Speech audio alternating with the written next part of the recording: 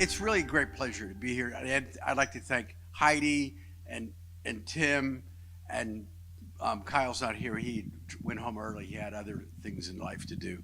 And the city for their donation of for this and the committee and being selected. It's all and Steve and Lori for submitting my name.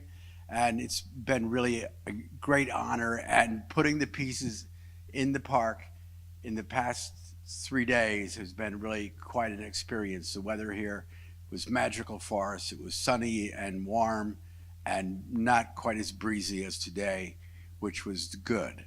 So these pieces were available for the show, and they show a progress of my ideas in developing how they move and what they do as in the weather.